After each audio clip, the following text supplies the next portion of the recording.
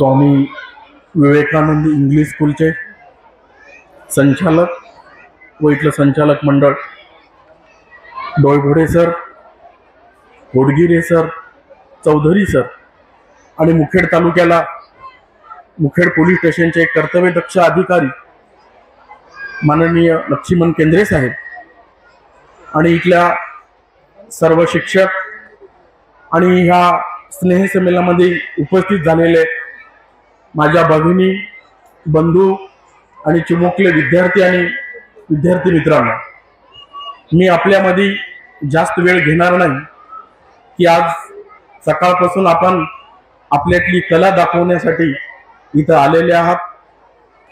मला एक आपल्याशी छोटासा संवाद साधायचा आहे. मित्रांनो, डॉक्टर बाबासाहेब आंबेडकर जयंती तालुक्यातच नाही तमाम देशामध्ये, जगामध्ये साजरी होते. त्याच माध्यमातून मुखेड शहरामध्ये आम्ही एक संकल्पना केली. सर्व आंबेडकर चळवळीचे नेते एकत्र आलो. अनेक महापुरुषांच्या जयंतीला हा डीजे लावतो आपण. डीजे आल्यानंतर त्याच्यात दारू येते.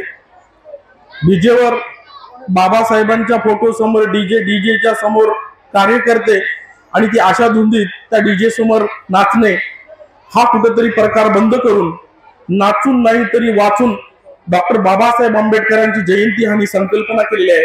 त्या संकल्पनेमध्ये माननीय मुखेड पोलीस स्टेशनचे PI केंद्रे साहेबांना हा सिंहाचा वाटा घेतलाय आणि तालुक्यामध्ये जास्तीत जास्त 5000 विद्यार्थी बसण्याची संकल्पना आम्ही केलेली आहे.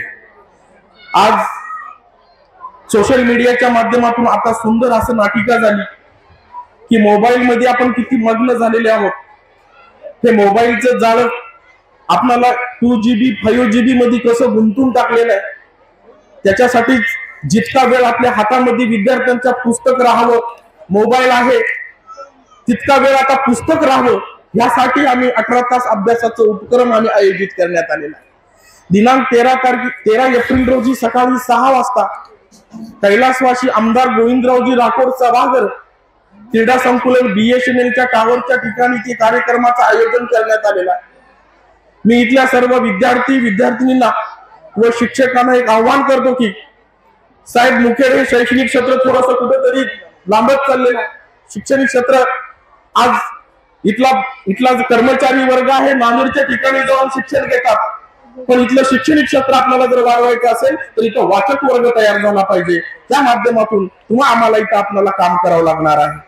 महाराष्ट्रामध्ये आपल्याला एक संदेश द्यायचा आहे की मुखेडमध्ये जर वाचक वर्ग जर महाराष्ट्रात कुठं सापडेल तर हा मुखेड हे केंद्र राहावं, असं एक मोठं आम्हाला आव्हान आम्ही डॉक्टर बाबासाहेब आंबेडकरांच्या जयंतीच्या माध्यमातून केलेलं आहे.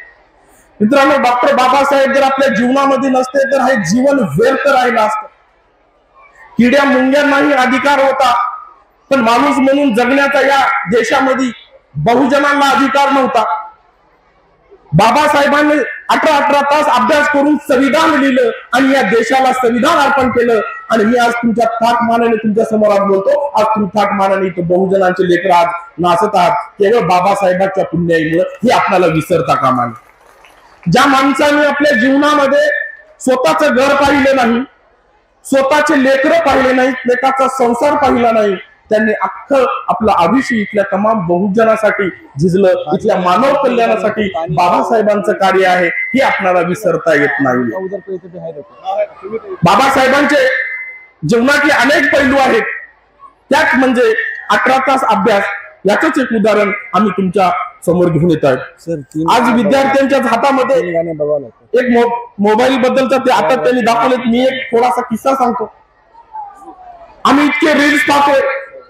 आज सगळे इथं विद्यार्थी आहेत, घरी गेलो रील्स, आई कामामध्ये मग्न, लेकरू रडत असते तर आई मोबाईल देऊन टाकते, वडील कामात असले की मोबाईल देऊन टाकतात आणि ते लेकरू रील्सच्या माध्यमातून कुठे चालले हे आपल्याला माहित नाही. एक छोटस उदाहरण आहे. 5वीतला विद्यार्थी आहे, रील्स पाहतो इतका मग्न होतो, तितक्या त्याच्या आईला फोन येतो आणि ती आई त्याची फोन काढून घेते आणि तो इतका सैतानासारखा होतो जेव्हा रील्स पाहताना तुम्ही रोजच अनुभव घेत असाल, त्यात काही शंकाच नाही. आणि तो इतका मग्न झाला होता आणि त्या आईने मोबाईल काढून घेत आणि फोनवर बोलत थांबते आणि तो विद्यार्थी, तो मुलगा तिथंच थांबतो. थोड्या वेळाने म्हणतो, आई मला मोबाईल देतीस की नाही. ती आई आपलं स्वयंपाकाचं काम करत करत मोबाईलवर बोलत बसली होती. तो इतका सैद्धांतिक झाला, त्याला त्या मोबाईल मध्ये इतकं त्याचं डोकं गुंतलं. 2-3 वेळेस म्हणतो, आई आता माझा मोबाईल देणार आहेस का नाही.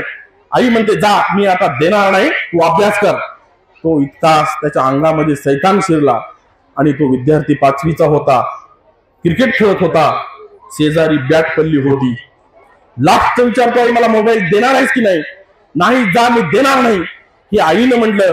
आणि मुलाने तिचा शेजारची बॅट घेतली आणि आईच्या डोक्यात तो घातला. आई जागीच लांब पडली. बघा, आपण पुन्हा दिशेने चाललोय. हा मोबाईल किती हानिकारक आहे हे पालकांना चिंतन करणं अत्यंत गरजेचं आहे. सांगण्याचं उद्दिष्ट म्हणजे की आपण त्या आपल्या मुलांना कोणत्या सवयी लावतोय. छोटूस लेकरू रडतंय म्हणून आपण त्याला मोबाईल देतो, पण ते लेकरू कुण्या दिशेने चाललंय ह्याचं चिंतन जर करायचं असेल तर तुम्हाला आपण पहिल्यांदा ते मोबाईल थोडं बाजूला ठेवलं पाहिजे. याच माध्यमातून आम्ही 18 तास अभ्यासाचं नियोजन केलेलं आहे. मित्रांनो, ज्यांनी जेव्हा तुम्ही हातात तुमचं अनेक त्या सकाळी 6 वाजताच्या अभ्यासाला सुरुवात होणार आहे. माननीय आपल्या मुखेडचे सर्पदर्शी तज्ञ डॉक्टर जी पुंडे साहेबांनी आम्हाला कल्पना दिली की आजच्या जगामध्ये विपश्यना हा विषय घ्यायला त्यांनी सांगितला. आणि आम्ही तो विपश्यना म्हणजे तुमच्यामधला ताणतणाव दूर करण्यासाठी 1 तासाचा विपश्यनाचा विषय आहे. आणि मध्यंतरी दुपारच्या सत्रामध्ये IAS अधिकाऱ्याचं मार्गदर्शन आपल्याला लाभणार आहे. तरी संध्याकाळी दुपारी जेवण्याची व्यवस्था आहे, सकाळी नाश्त्याची व्यवस्था आहे. तर जास्तीत जास्त विद्यार्थ्यांनी या उपक्रमामध्ये सहभाग घेऊन आपण एक वाचक व्हावं. ज्यांनी हातामध्ये पुस्तक घेतले त्याचं मस्तक ठिकाणावर आले, ज्याचं मस्तक ठिकाणावर आले ते पुन्हा पुढे नतमस्तक झालं नाही. आपल्याला नतमस्तक कुणाचं राहायचं नाही. स्वावलंबी जीवन जगायचं असेल तर आपल्याला वाचल्याशिवाय पर्याय नाही. वाचन हा एक आपला शेवटचा निर्णय. वाचाल तर वाचाल हेच आम्ही उद्दिष्ट तुमच्या समोर घेऊन आलेलो आहे. मित्रांनो, स्वामी विवेकानंद इंग्लिशच्या माध्यमातून आम्हाला इथं बोलवलं, सरांनी आमचा सन्मान केला. तुम्ही माझे 2 शब्द समजून घेतलात.